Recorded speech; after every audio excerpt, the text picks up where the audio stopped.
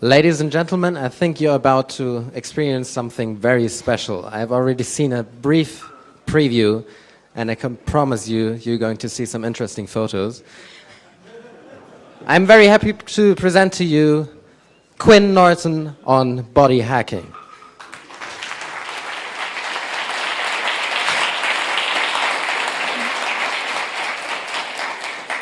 So this is the first time I've given this talk publicly. Actually, I've done 2 of these talks before, but they've been in completely private, non-spoken of venues. So this is going to be kind of new for this to actually be something that people are seeing in the wider public.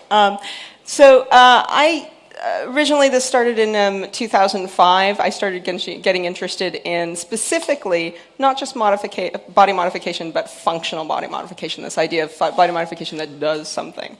You Are the Platform was actually the name of one of the articles I wrote about it, and that's been one of my favorite phrases since then.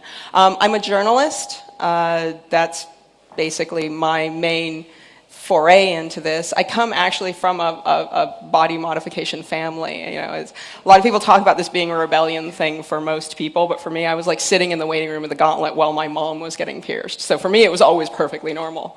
And so I'm just kind of going to another level, next generation of it.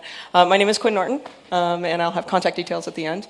One of the reasons I didn't want to start this talk too early is because there is a lot of things that kind of go to certain people's edges and boundaries in this, and I respect different people's boundaries, and I don't want people to walk into this room and not know what they're getting.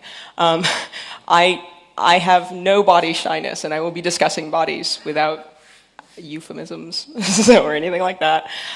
There is blood in this presentation. There's less blood than the first cut of this presentation, as it were.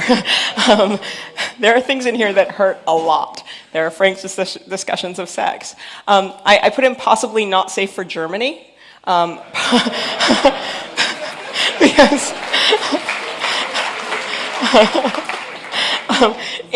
I actually am not sure about the laws, and one of the main people that I've worked with during this whole process is Shannon Lorette of BME, and I don't know how many of you know about BME, but BME is actually banned in Germany, which I had a moment. I don't know if it was actually an error or something with Swisscom or something with BME at the time, but I was trying to pull up some last-minute pictures, and I was like, oh, that's right.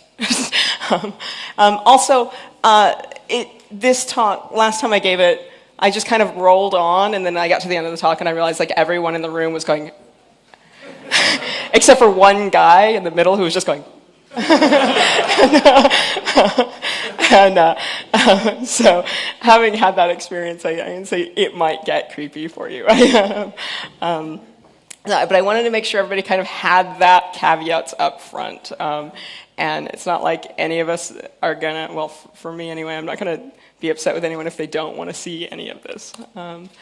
So I kind of used to kind of embed my philosophy in the talk at this point, or when I was talking about it. Now I'm just going to be really upfront about it. I'm pretty much pro all of this stuff, which isn't a huge leap, but I was kind of looking at how it relates to hacking, especially, and this is the statement I came up with: is body hacking is, like all other forms of hacking, ultimately a form of volition, the freedom to enact your will upon a system.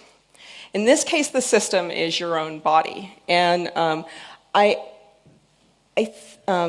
think that there's a little bit of a digression to take here, actually, before I go on to my body hacking motto, which is that right now we kind of wrestle around how ethical or legal or taboo hacking is on computers. But when you start talking about hacking your own body, even though it's your own body, you're passing a lot more taboos. And frankly, a lot more laws in many cases.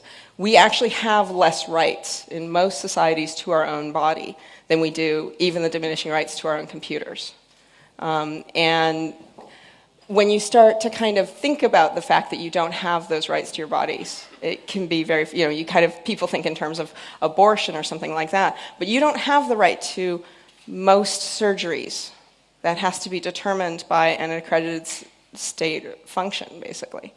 Now, I don't know that that should change immediately, because I think there's a triage issue. I think that we don't have enough medicine for everybody to get everything they want. It's probably good that we treat sick people first. but I think I don't see any ethical reason why you shouldn't be able to get what you want. I don't know if any of you are familiar with Make magazine. I don't know if you are. So Make magazine is something I occasionally write for. That is a hardware hacking magazine in the U.S. And it's been very fun, fairly new.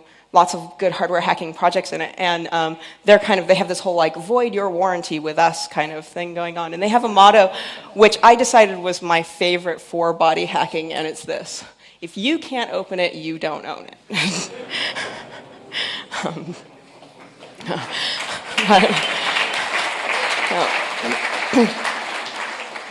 Now, there's two things to remember here. One is opening it is painful. Trust me. And the other was actually, like, the contrapost to this was actually something that came out of a science fiction convention I was at a few months ago. I was looking at a first-time science fiction writer who'd never been to conventions, and I don't know if you know much about science fiction writing over here versus convention culture and fandom over here, but they aren't necessarily as related as you might think. And this first-time writer showed up his first conference, and he was relating this to me, and he said in one of the most trembling, terrifying voices I've ever heard, "Nobody told me about the furries." So when we think about total volition on our bodies, I want you to just realize that this would entail, you have to understand, this would entail a certain class of people running around with ears and tails and fur, trying to have sex with other people with ears and tails and fur. And you know, I don't know if that's the world we want to live in. I'm just kind of putting that out there. So, how we currently think of body modification.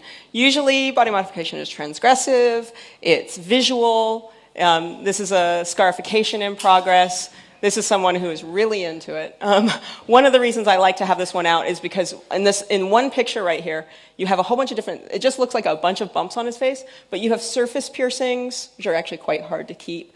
You have transdermals, you have implants, that's what the horns are.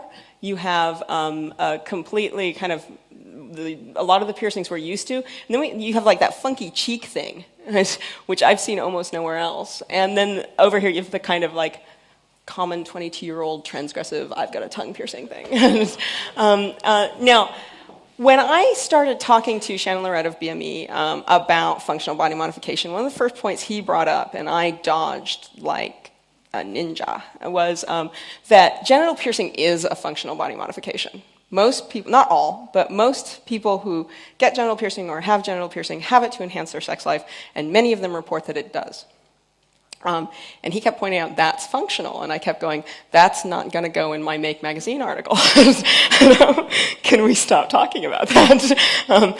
But frankly, he's right. And it's kind of on the edge of the scope of what I want to deal with, but this is why people get genital modification currently, whether it's beading, I don't know if you know what that is or want to, but whether it's beading or piercing or something like that. Many people would report that while the upfront pain can be quite intense, once it heals, it's an enhancer for them. Now, interestingly, that would probably be the oldest form of modification for enhancement. So in a historical context, it occupies a very important space. It is the first time that we have changed ourselves to change our sensory experience of the world through what you think of as body modification. So I really quickly, outside of the scope of this talk, and not necessarily not functional body modification. That's one of the reasons why I'm kind of putting this up there, because I think there are a lot of people who know something about this that could argue with me very effectively that many of these things are functional body modification. I just don't feel like doing it. Ritual, much modification gets involved with ritual. The current sexual modification I was just talking about, emotional and transcendent experience, suspension, these sorts of things. I mean, you go up on meat hooks for an hour, you're going to have a modifying experiences and, you know, probably come down functionally different. And the last two are kind of grouped. And there's a small digression I want to make about cutting and what I call fun with pee, which is that there is a really important function to the pee is the receptor involved with pain. Basically what happens is something stimulates that, whether it's eating a red pepper, punching a needle through yourself, falling over a stair, being bitten by a dog. Something stimulates that, That sends a signal, it releases endorphins, the endorphins release a certain amount of dopamine, and you actually get kind of a I can cope with it signal. Now, the interesting thing is that I can cope with it signal that goes all the way from your hands or your legs or wherever you got hurt to your brain is a generalized I can cope with it signal. That means that for a lot of people, if they're in emotional distress, which isn't releasing any endorphins, and they put themselves in physical pain, they get an I can cope with it signal. That's a pretty functional thing for a lot of people to do. Now, that gets into cutting, which is almost a universally abhorred act in which people who are very unhappy slice themselves open, look at blood, that sort of thing. And I think there's a definite range of how unhealthy that can be. There's definitely applications of binding to pee and cutting that are fairly healthy and ones that are acknowledged by society as healthy. It's okay if you're depressed to go exercise.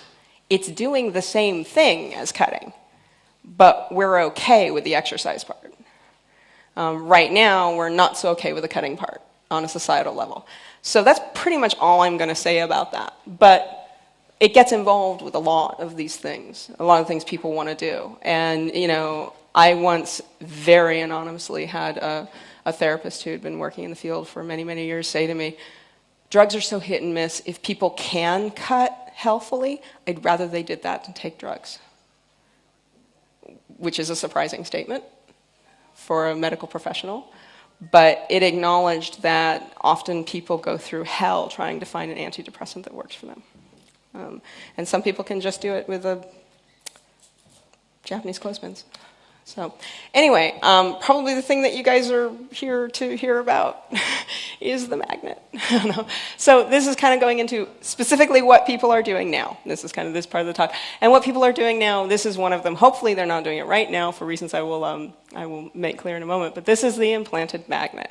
The implanted magnet goes in the tip of the ring finger, one of the most nerve-rich areas of the body. It doesn't work unless it's one of the most nerve-rich areas of the body. It's a small, rare earth magnet. It's coated in gold and then a bioneutral plastic sheath. It's put between the subcutaneous and the fascia of the skin. It's just nestled in with the nerves, one suture, and you're done. And yes, you can hold up magnets with it. The results of this. So a lot of people, when I say, yes, I have a magnet in my finger, say, is that like a psychic or arthritis thing? And I'm like, no. The idea is that the magnet moves in the response to electromagnetic fields. And that means that I can sense them. They feel, well, used to be able to sense them. They would feel like a slight oscillation, almost a vibration in my finger. And it wasn't immediate. It took time both to heal and to sink in. Now, one of the interesting things that all body hacking is to some degree about is neuroplasticity.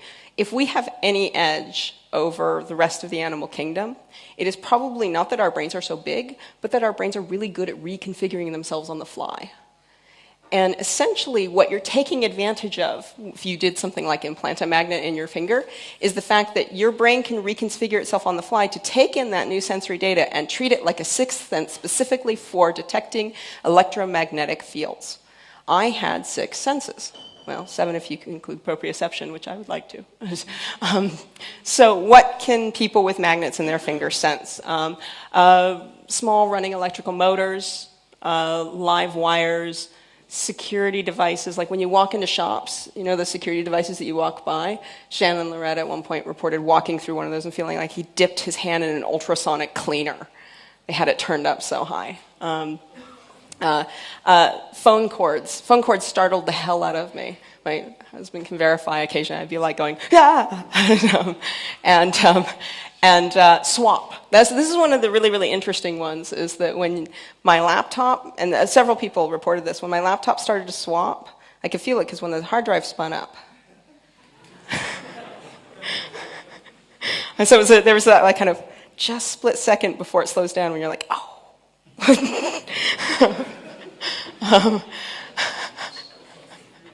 So, you know, just a moment more of painful anticipation.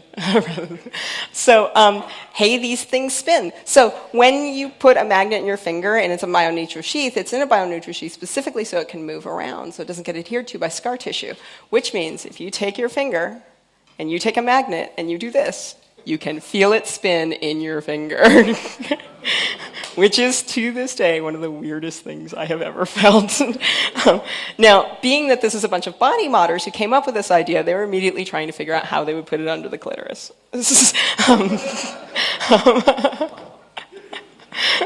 Jokes raged around. Given what happened with the magnets, fortunately, as far as I know, no one has put them into their genitals. So there's an oops. There's a big oops. So when you beta test things, you know how things can go wrong? Sometimes you're beta testing on your own body, and things can go wrong. So I get contacted fairly often still by people who go, oh my God, that's the coolest thing ever. How do I get one? I will do anything. Please tell me how to get one. I am going to tell you why I don't ever tell anyone how to get one anymore. So I traveled in late 2005 out to, now we get to some of the bloody parts, to Phoenix and had my finger sliced open and had this little round magnet put in. Now I didn't get as much sensation as a lot of people because I have these tiny hands and they would only put a tiny magnet in my hands. So it's just kind of relative to the size of the magnet. So everything went really, really well for the first couple months. It healed up nicely.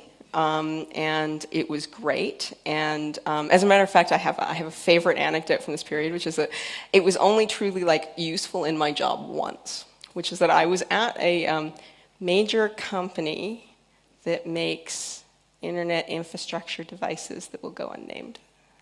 And I was at their journalist Dog and Pony, and they were showing off this this kind of IP over whatever the hell we want, barbed wire tin cans thing offering that they were putting through.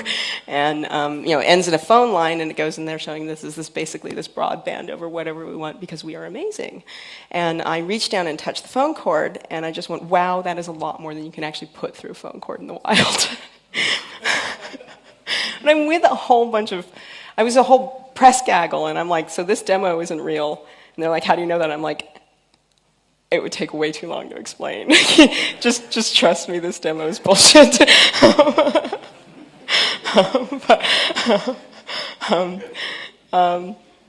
So this is actually after everything went wrong. This is an example of my party trick. The one thing I have left over. I didn't actually bring any rare earth magnets. If anyone has one, I'll hold one up for you if you like. But it generally looks like this. This is a series of rare earth magnets that I'm dangling off my ring finger. So originally, it didn't look like anything. You couldn't see anything under there. This little black spot is after the bioneutral sheath it was in breached. It broke open. I had an infection. I took a week's worth of Cipro. And then my body started to attack the magnet. The magnet is a neodymium boron and iron. And my body basically crenellated it. It took all the iron out of it. And then the scar tissue just came and kind of came around it and pulled on it. So at this point, I'd gone through an infection. It was painful. I lost the sense, completely lost the sense. And I could barely even lift up magnets. And I went to my GP and said, let's get this thing out of me. I have a very tolerant GP. I'm like, so this week I've... and he's just like, can you hold on while I get a student? But he tried, he's like, all right, I'll try and pull it out. And so here we are trying to pull it out. And believe it or not, this is one of the less graphic photos I took. I actually did take these photos on his other hand. I'm a very tolerant doctor. So as we were trying to pull it out, you see, he went in and he sliced it open. He took some basically big old medical tweezers and tried to pull it out, but it had crenellated, which is something we didn't completely understand at the time. So it shattered in my finger. and it spread all over in my finger. And eventually, after about an hour of trying to dig this thing out, I said, you know, I am done. I'll just finish up the story. I am really done with this. And he went, I kind of am too. And we sewed up my finger, and I went and did some toxicology research and decided small amounts of neodymium and boron were probably not that big of a deal. So at this point, I have a dark spot on my finger. I have no sense. I have something that if I tap on it real hard actually hurts, which wasn't true before. And I can't even pick up magnets because the whole thing's shattered. And that's pretty much the end of my sad tale of woe, except it's a magnet, right? So over the next 4 months, it pulls back together in the tip of my finger. And I can pick up magnets again. So bodies and magnets, both creepy in their own way. Never got the sense back. Well, I can sense magnets. This is one of the things, like when people are being very critical of me, they're like, well, what happens if you were near an MRI? And I'm like, well, the whole thing is that you couldn't really sneak up on me with an MRI. I kind of know it was there. But I am deathly afraid of MRIs, because if, I don't know how many of you are familiar with this magnetic imaging technology, if there was an MRI at the other end of the room, it would pull the magnet out of my finger. Worse, nobody knows at this point. Shannon Lorette, who had quite a few more of these than I did, wanted to go get an MRI for knee surgery or something. I don't know. And they decided that they wouldn't give him one because even if they removed it, they just don't know what the effects of having these magnetic particles floating around potentially in your system are. So does the neodymium and boron still pull out of you? Because frankly, you know how I was saying this would pull the magnet out of me if there was an MRI over here? Just to get some perspective, this would pull the magnet out of me if there was an MRI over there just through my body. So MRIs and I, not so much. And yeah, I knew that there would be no MRIs while this was in. I thought we might be able to remove it if I ever needed one. Now that's not so sure. I may be no MRIs for the rest of my life. I still am planning to get this removed, and I probably will try transcranial magnetic stimulation, and I will hopefully live. So, other things people are doing right now. A lot of people have heard about people implanting RFIDs. So the thing that I don't care about implanting RFIDs is that there's no functional difference between implanting one in you and carrying one with you. And this is why I kind of roll on swiftly from that. And it's not that, you know, I'm all for people cutting open their bodies and sticking in whatever they want. I just don't think it's that interesting because you could just wear it. That doesn't give you much. However, and this is kind of like, I'm skipping kind of ahead at this point talking about some of the other stuff. There is another, the Verichip's about to do an implantable RFID that is also a glucometer for diabetics. I am actually currently talking to their PR department, trying to talk them into letting me have one. Although I am not diabetic, the way this works is it's a glucometer in an RFID, and it takes continuous readings. I believe they're done optically, and it's all powered inductively, and you need a reader 6 inches from it or less. That reader can pretty much be anything. So if you've got anything that can kind of go through their process or can take from their reader, then you can pretty much take that data and do whatever you want with it. So what I'm hoping to talk them into next year is continuous glucometer readings that I can feed up to a web page.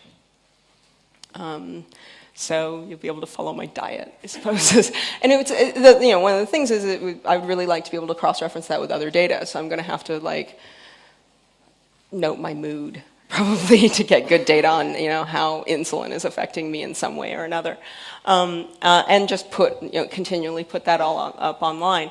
I don't, I've got the question there, what can that get you? And I'm not entirely sure yet, but I think it's kind of interesting that we don't have a lot of data on continuous glucometer readings for people who are either diabetic or not, because it requires a stick at this point, and it might be interesting to have the data sets find out what that's like. We have a lot of theories, we don't have a lot of actual having done it. So the other things I'm looking at are an ovometer and a hydrometer. One tells me my estrogen levels, the other tells me my water levels. All of these are increasingly things that you can either stick on you or in you. So yeah, I just added this, obviously right before the talk, Sputnik, but for blood. And, the idea of these kind of little, we're inventing a lot of these little sensors right now, which are fairly cheap. I mean, the Verichip Digital Angel glucometer is not an expensive RFID. It's more expensive than the regular one, but it's not super expensive. It's just a continuous reader encased in glass. In order to get it in that size, you almost have to get it that cheap. The reader might be more expensive, but we're increasingly having a number of these kind of medical monitoring gadgets that you can put in your body. And there's just going to be more and more and more of them, and as they become more available, you will have the option of putting them in yourself, whether you are ill or not. They're just, frankly, Verichip likes to sell things, and they're going to want to sell you this. This actually, I'm kind of, and that's me talking about next year's projects, and I'm kind of jumping around a little bit at this point. Getting a little bit more philosophical for a second before I jump into the medical stuff. I'm talking about functional body modification as enhancement rather than treatment, which is kind of how we normally research these things. Like, in order to be allowed to modify humans, we have to have this idea that we're bringing them back up to the level everyone else is at. And then anything after that would be unethical. And there's a lot of medical ethics guiding this, and it's fairly universal. But it's really, really arbitrary. So there was a great editorial a little while back that I just kind of note up here real quick about enhancement of sports professionals. Because there's a huge push in America against sports professionals using steroids. But they all get LASIK.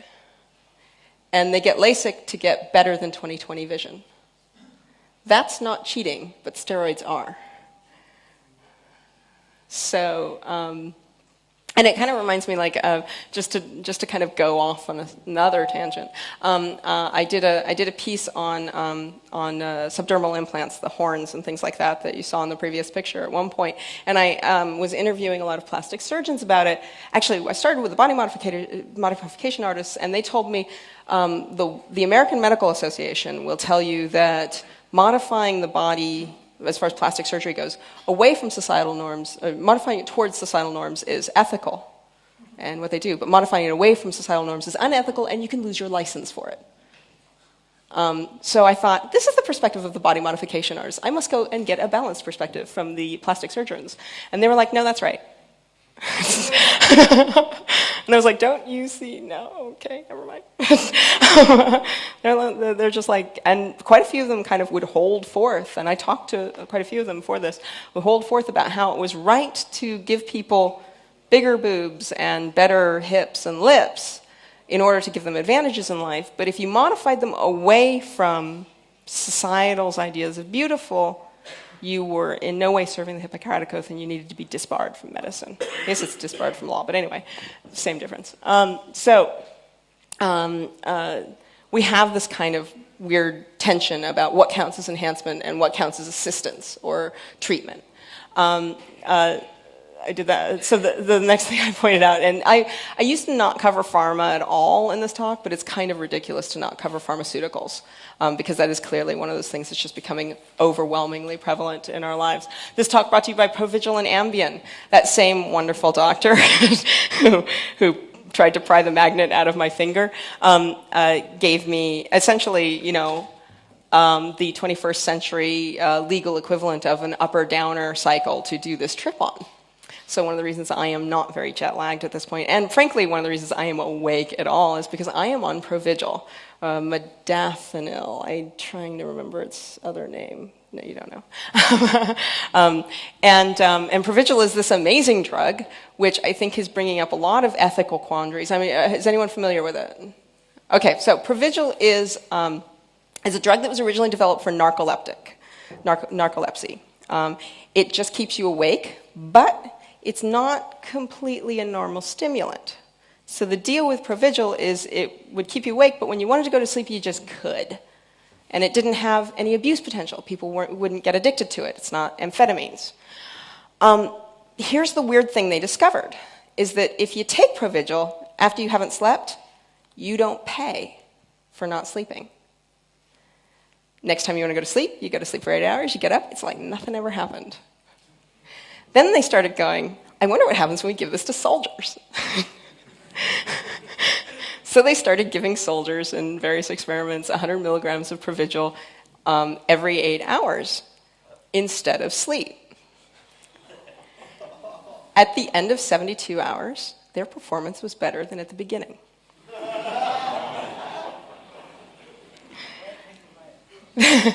That's an enhancer. But it's being prescribed to treat, it's on label as narcolepsy, ADD, because it is really good for focusing, frankly. Whether you're ADD or not, it's like, wow, I'm there. It's ADD, narcolepsy, and swing shift workers, and my favorite excuse, jet lag. And you know, frankly, people are making up reasons. They're like, I have a hangnail. Can I have some Provigil? And for a good reason. Like, there's always a downside, right? So apparently they gave rats for a while nothing but Provigil for like weeks and no sleep, and they were like, fine, fine, fine. Then they all like died simultaneously of bacterial infections. So you know. Caveat body.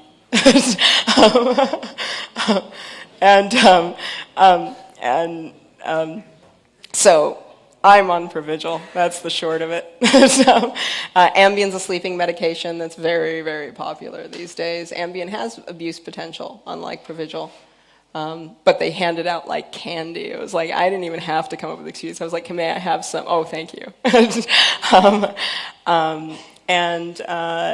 Those are not enhancements, according to medical ethics. I get the feeling after this report, everybody's going to be like going back to their doctor going, I think I'm narcoleptic. And frankly, I recommend it. Skipping down, probably as one of the early genesis of this, there's a singer named Carly Simon, I think, who was very, very obese for a while, and she got her stomach stapled on the internet as one of the first kind of video casts, and that cost me my whole morning. I was just like, I'm watching Carly Simon get her stomach stapled. Again and again and again. Anyway. They had like little animations to show what was going on. It was great. And I swear, commentators. It was like a sporting event. If you can find the archive. Stomach staples are one of those wonderful things that are now a treatment now that we've pathologized obesity. We redefine obesity as a disease, then whatever you do for it becomes a treatment. This is no longer an enhancement, it's a treatment. So you might be beginning to see a theme here, which is that we take something that we really want, and we go, I've decided that we really want this, so not having it is a disease. And then, like, going on to the sexual superpowers, which is where we have the most, where we've worked on the most enhancements and admitted it the least as a society. We give ourselves boob jobs, we give ourselves sex change operations. We have the Viagras and the Selexes and the other Viagras. And my favorite functional body modification is IUDs. Because an IUD or something along those lines gives me the superpower of determining exactly when I have a child, which is not only like profoundly against nature. It's basically like a piercing through my cervix, and it does occasionally like you actually get abrasion too. So, I'm sorry. I'm sorry. Thank you. An IUD is an intrauterine device, and I have a picture. I have to figure out how to break out. Now, you're going to run into the fact that I absolutely do not know how to... This is a company that does IUDs. I'm not online, so I'm not going to be able to see all the happy women. Who are frankly cyborgs. Apparently net can be made to happen. So, and they are cyborgs, frankly. It's like we just keep redefining these things until we're not them anymore. And it's like I follow robotics, and it's really funny because they're always going, well, when will the robot revolution arrive? Since the 50s. And in that time, we've been progressively building more and more sophisticated robots and deciding that they're not robots. And the robot revolution's still in the future. But we have cars that drive by wire and machines that do all of our cleaning for us, but those aren't robots. And we have women that can completely control when they're going to have babies via a small piece of T-shaped, I'm not getting on the network, but I actually have a picture in here. I'm just going to pull it up.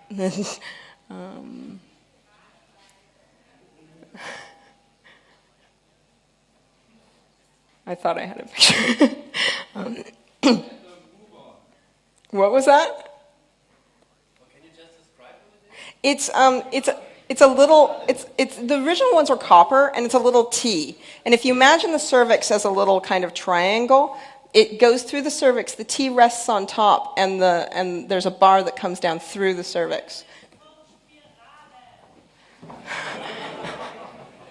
I'm sorry, what? She said the German word. Oh, okay, fantastic. All right. I'll get on from IUDs. I guess it's time. But most of all, and I like to put this down here because this is the thing where we have done the most. We have changed ourselves into super beings on a mass scale all around the planet. Unthinkable super beings that would have been burned as witches at one point on a mass scale around the planet and defined it as treatment. That is an enhancement. We've vaccinated ourselves against so many diseases as to be freakishly powerful compared to our ancestors. It's true. Like, it was part, having half your siblings die of childhood diseases was like part of life. And I'm sure we lost some valuable experiences in giving that up.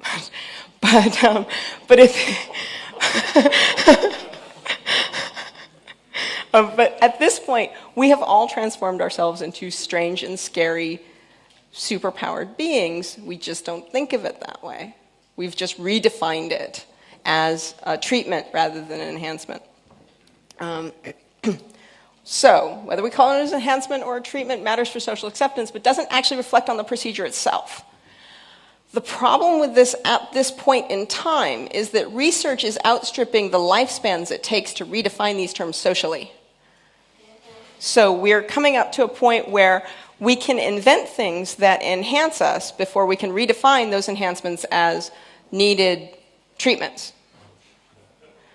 And so we're running into kind of the edge of our own kind of boundaries and conditions and saying, well, no, this is the thing that makes me not a real human anymore. If I can't get the same diseases as the rest of my family, obviously that's not one, because that was a very slow cycle. Inventing and treating disease was something that took long enough for us to kind of change our attitudes about it.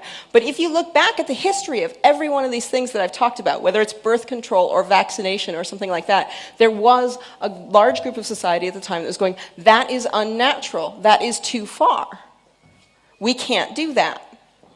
And everybody kind of went, actually, I want my kids to live. Or I don't want kids.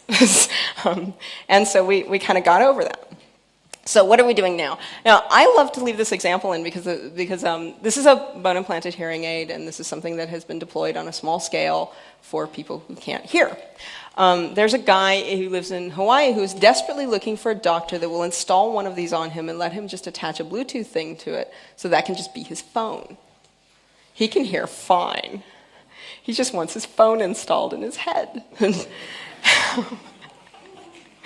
And he's spec'd it out, and there's no reason it wouldn't work. And it would work. The bone induction hearing aids can also work as mics. So there's no reason he couldn't just have a phone right there. As far as I know, he's still not found a doctor to do it on him. But excuse me, it's an example of that kind of volition thing. So I wanted to cover a few things that are kind of like coming up out of the medical stuff. I like to focus mostly on what you can do to yourself in your home if you're very, very foolish. But the medical stuff is really important in this sphere anyway. Well, we already have cochlear implants. People are hacking them more. There's a guy who did a book. If Annalie is in here, she knows the title of the book better than I do. Anyway, who on hacking his own cochlear implant. And I really, right now, wish I could remember the name of the book. But vision implants have been worked on for a long time. It looks like they're cracked. You know, between cochlear implants, there's always an interesting kind of loss with every one of these. With the cochlear implants, like deaf culture is dying because there's not really very many reasons to be deaf anymore. So there's like 5 guys left going, we miss signing. But it's one of those things where they're like, you're destroying our culture by curing our, this thing that we didn't necessarily see as a problem in many cases. Is that true or false? I'm not going to say. I don't know. So we're about to get there with vision. We've got almost everything we need to do neural connections with vision. Neural pacemakers. This is one I really, really like. Originally developed for epilepsy, seem to be a good cure for depression.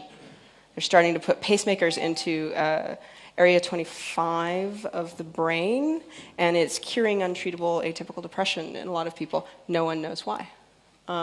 They're working on chips that can bridge damaged parts of the brain so that you can kind of put a chip in and it allows kind of neural regrowth or reconnection between 2 areas if there's been a damaged area. So it's a treatment for lesions, things like that. And this has, if you want to know more about this stuff, this has huge implications over kind of who we are and what our pathologies are and so on and so forth, but I'm not going to cover that in this talk, so grab me afterwards. And lots and lots and lots of tailored drugs. Like the pharmaceutical pipeline right now is absolutely mind-blowing. And it's getting more and more specific to different body types and so on and so forth. I mean, there's a website that I love called crazymeds.org, which is just an absolutely wonderful kind of user experience review of psychopharmaceuticals. Worth hours. We're developing pharma that helps intelligence, emotional fortitude, sleep, wakefulness, concentration, all these things. We're solving these, and as we solve them, we pathologize the idea that you don't have them. So, we all kind of have to adopt all of those pathologies in order to get the drugs. So, but what happens when something isn't catching up with you fast enough? What happens when you want the bone implant or something else like that and you can't get it? Well, I think we're on the cusp of, because we're already beginning to see a lot of medical tourism. And this is actually an old slide of mine that is just my favorite slide, which I leave into things, which is post-human medical tourism. What do you do when the medical ethics won't allow the procedure when you're in a country? Just a big picture of Russia. If you're from Russia and thinking I can't get it there, there's Kazakhstan. There's Thailand, there's India, there's all these places that are setting themselves up as places where you can go get procedures done. Sometimes they're hip replacements. I think you go to Thailand for hip replacements. India is heart surgery. But increasingly, you can do these things electively. Right now, if you're in America and you want cheap dental, you go to Tijuana. That includes really high-grade dental implants, which are considered partially cosmetic and often not covered.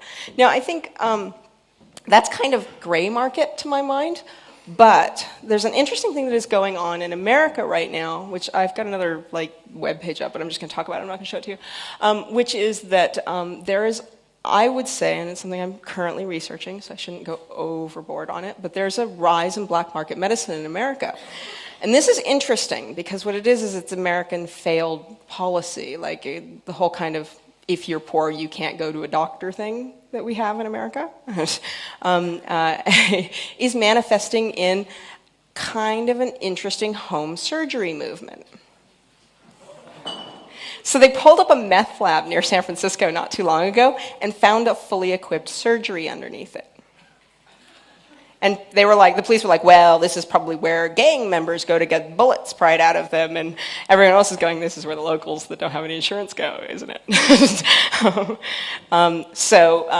After I read that, I went over, and another thing I'm not going to bother with that I have up is an auction on eBay for a used fluoroscope, aka X-ray, for $5,000, which you can buy and then have delivered to you, period. And one of the questions that I have is that actually, in general, eBay has a huge market in used medical supplies coming out of hospitals and research facilities and schools. Where is it going? Some of it's going to the third world, some of it's going back into the medical system, and some of it is just going somewhere. Okay, I got 15 minutes, all right. So I think, I was asked to give a prediction not too long ago, and the only one I could come up with and I was happy with is something like, in 10 years, we'll have $1 billion black market medical industry in America. Because poor people aren't allowed to see doctors in America, and they're going to see them eventually anyway. So, what else do we have going on here? We have modifying contacts. We have contacts now that allow you to, which isn't an incredible modification, but is something that are about to be implanted that allow you to see movement different and these sort of things. Often, again, with sports people use them. So vascular brain surgery, I'm going to take a second on this, which is right now, like the cutting edge equipment that's coming out for brain surgery. It allows you to go through the artery in the leg up through and do laparoscopic vascular, which is very, very small work on the brain. I give it 5-10 years before those machines are on eBay and then underneath a meth lab somewhere. So we're going to be doing brain surgery in our houses. So as these things come up, we've got gene therapies coming down the line. We've got amazing stuff in gerontology that might allow us to live often twice as much. We're going to have this amazing triage issue in our societies, depending on how we define things, whether it's treatments or enhancements, on who gets them. The sick are allowed to be treated. Soldiers are allowed to be enhanced. That's why they get the Provigil. I talked about volition. But, and I'll try to roll through this real quick, because this gets really weird. We're pretty close to having a vaccine for things like addiction. You don't think of addiction as something that you would vaccinate for, but it is. It's a brain problem that you could potentially have a vaccination for. Vaccination, all the crack you want, because it's not that much crack, as it turns out. But addiction is a great case because it's a disease of volition, specifically. And so when we start talking about volition on our bodies, this is one thing, is whenever we're talking about body modification, we're talking about mind modification. That's just the cost that comes with being a plastic species. Anytime you change this, you change this. It just happens that way. And often you change this to change this. But to pretend that we can change this without changing this is not acknowledging the kind of species we are. So I don't know what becomes the idea of free will and volition when we can start to modify our bodies extensively. I don't know, what does it mean? Do you choose to not become an addict if you take the vaccine, or do you manage to, do you not find out who you are because you're not exposed to this particular risk? So, how to create a non-medical human market for altering ourselves, or does it go to backroom enhancements for the poor and travel for the rich? One of the reasons that I'm kind of doing this talk and I'm interested in this subject is because this is coming, and there's various ways it could arrive. It could arrive in a nicely triaged manner in which we can do the things that we need to do, or it could arrive in a kind of backroom abortion style, where poor people are getting some sort of enhancements so that they can get jobs. And that sounds kind of science fiction and far-fetched, but it's not. It's not that far away. One of the things that people were trying to figure out if you could do with the magnets is if all electricians should get them or something like that to keep themselves safe. Well, it turns out no, because they're a really bad idea. But it was that kind of thing. It was like, all of a sudden, does an electrician that has a way of sensing electricity have a market advantage over one that doesn't? Yes, of course they do. Well, does that suddenly become a requirement for the job? Well, we've always modified ourselves to be able to do our jobs, both physically and neurologically. So yes, we're looking at backroom enhancements so poor people can get jobs. So I'm driving through to the end of this at this point. Here's a few kind of modifications that people don't see very much. Like one of the interesting things that just happened, and I don't actually have it in the talk yet, is that one of the most difficult problems in body modification, like aesthetic body modification, is something called the transdermal, which doesn't poke all the way through. It just sits a little bit under the skin. If you've seen the guy with the mohawk, metal mohawk, that's a transdermal. And transdermals almost always reject. They're very hard to heal. They were just a failure as a procedure for the most part. They infect terribly because you have to form skin all around them and all that. It's basically an open wound. And if you start studying body modification or medicine, you discover that the enemy of everything is having the skin open. So interestingly, this is something both I've watched, the two prongs of medical research and body modification artists wrestling with this issue. And it looks like the body modders may have it cracked. They have something called a microdermal at this point, which they've just been trying out, which is a very, very small, looks like a door hinge, but really, really tiny, that they can slide under your skin. And it's got two holes, and your body kind of grows through it. And so far, there's been almost no rejection issues.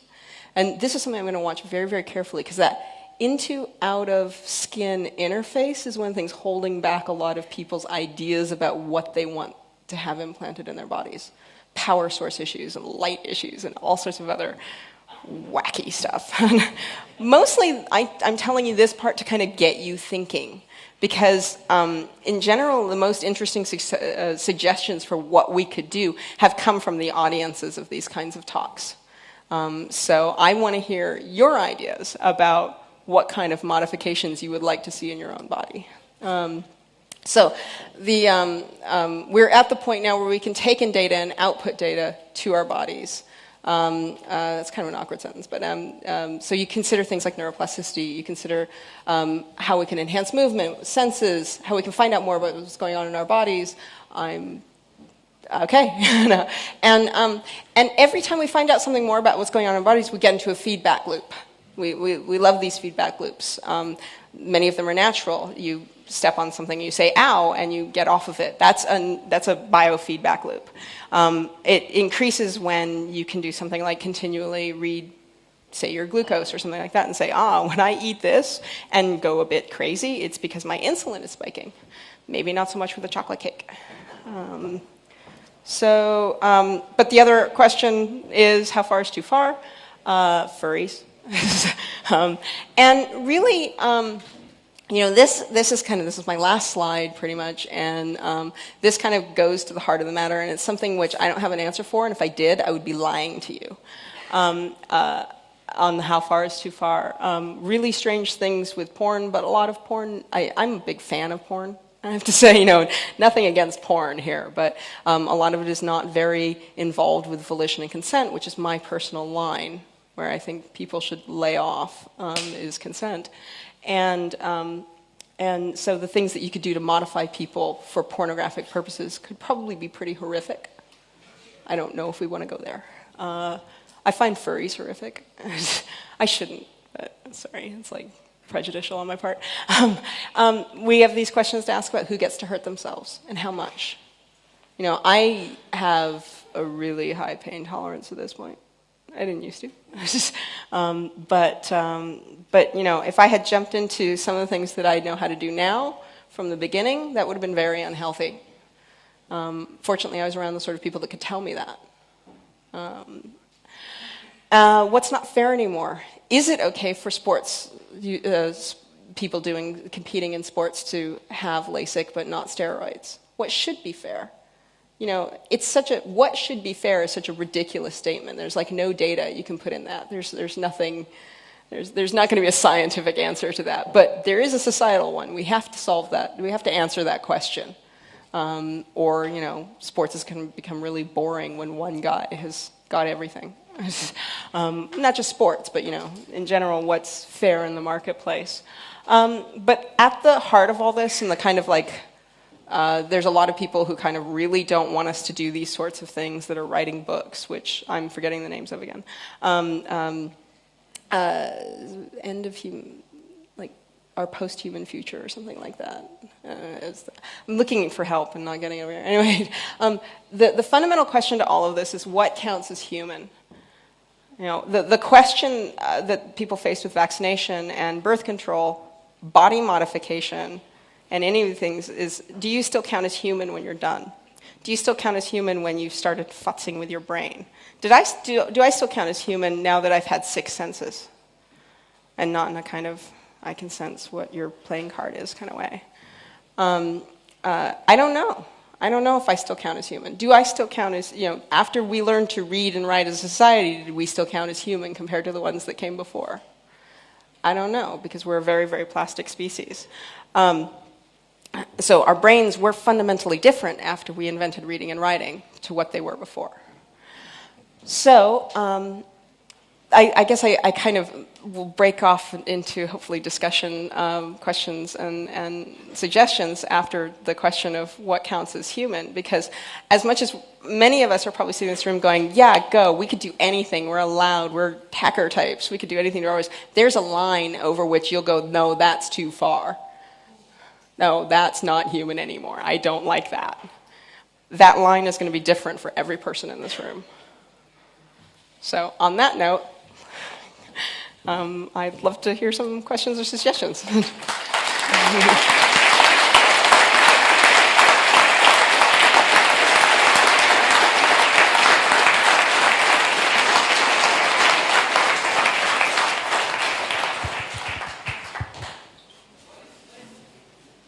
What was it?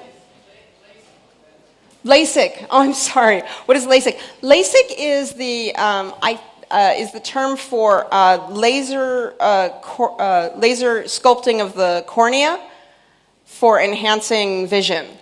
So people can get often better than 20/20 vision by resculpting the cornea multiple times.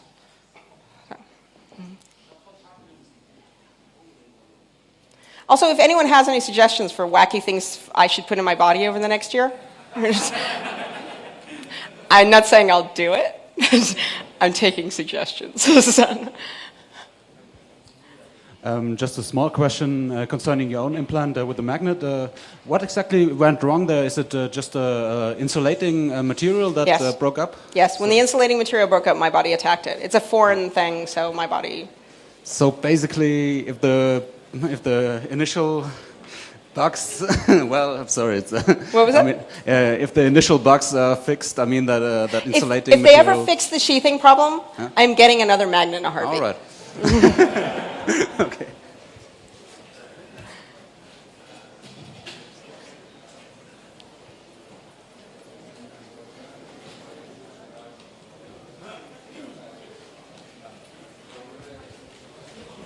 Is this on? Yeah. I think it would be very interesting to have something like EEG electrodes implanted in the skull or in the head, because not only for stuff like neurofeedback, but also to start work on something like a brain-computer interface. Yeah, I mean, I'm thinking about it, like an inductive sensor sounds like it could be doable. I'm going to take some notes. But I don't think if there's anything out there like that right now, but I can't off the top of my head think of why you couldn't do that.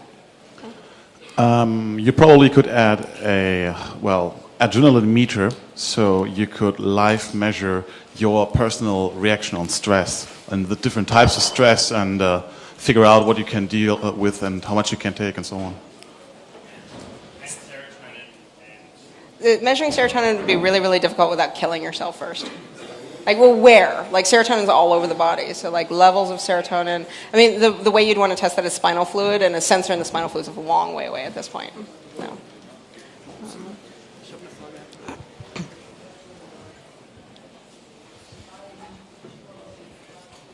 Okay, is that everything then? Yeah. I'm a bit frightened about debugging my brain-computer interface, so I'd like to start with modifying my rather sensitive parts to use them as a sensoric device, just as you did with the magnets. But with other sensory information, or just for generic communication with Bluetooth or so. I think I have heard of divers who monitor their their oxygen levels of the Right. of the bottles through a device they put under their tongue and so on. So we have this idea that like neural signaling is the best way to do a brain-computer interface, and I'm not sure I agree. I actually used to have a lot about neural interface in this talk, and one of the reasons that I've kind of gotten rid of that is because neural interface is perfectly doable through feedback, and right now I think that's probably the better way to go. So in that idea that we use the same, and this isn't necessarily saying that we wouldn't have any implants, and I'm talking about, 10 years away we're doing brain surgery in our homes, that sort of thing. But the idea of like a direct neural interface to electronics turns out to be difficult and not that rewarding compared to lots and lots of feedback mechanisms, especially with neural imaging. At one point I kind of like hypothesized that it would be interesting as we get better at kind of imaging what conscious recognition looks like.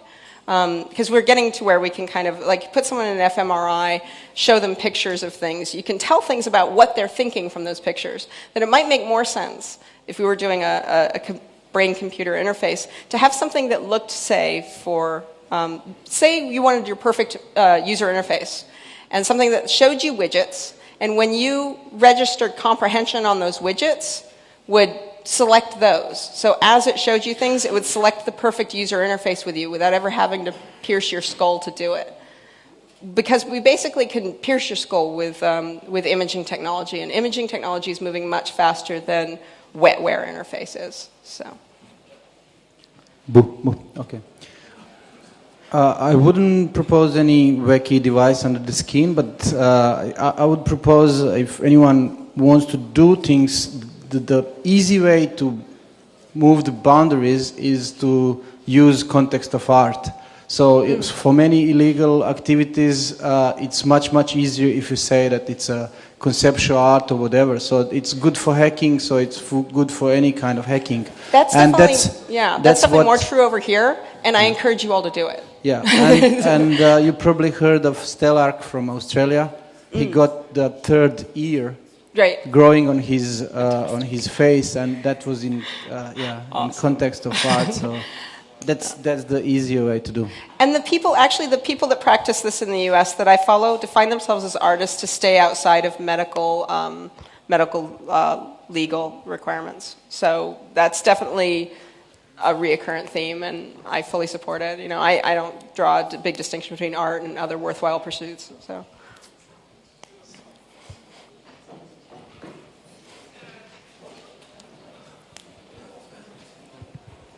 With regards to the question of what counts as human, you said it was mostly a very individual thing that everyone had to decide for himself. But I think it's more of a problem of society versus the individual. I didn't actually say everyone has to decide for themselves. If I you did, that was unclear. I was saying that everybody line. Has their own line where they'll think, no, that's too much. And we do have to solve it as a society. But everybody's going to say, no, my line is the perfect one for society, and everybody's line is different. Well, so this is a difficult problem more than anything actually else. What I was going to say, because for my part, I don't think the question of what counts as human is really the important question, because when what being human changes all the time, and when we can be more than what human means right now, why should we keep to this one single description as human? Why am I worth more when I'm a human as officially described by society, as this label is applied to me? Why I'm worth less than something that the society doesn't accept as human? Well, we have an amazing history of class problems in this species. And if you think about how bad those were when they were about externalities, we're actually going to internalize those class problems if we make a whole bunch of enhancements only available to one group of people. I mean, are white people better than black people? Well, if all the white people get the enhancements, then there's a weird argument they are. And I don't really want to go there. But I don't know how these things break down if we don't consider them on some societal level. I just think this is a powerful, powerful thing, and it can go powerfully wrong if it's locked up with just one group of people or kind of one class issue. Yeah.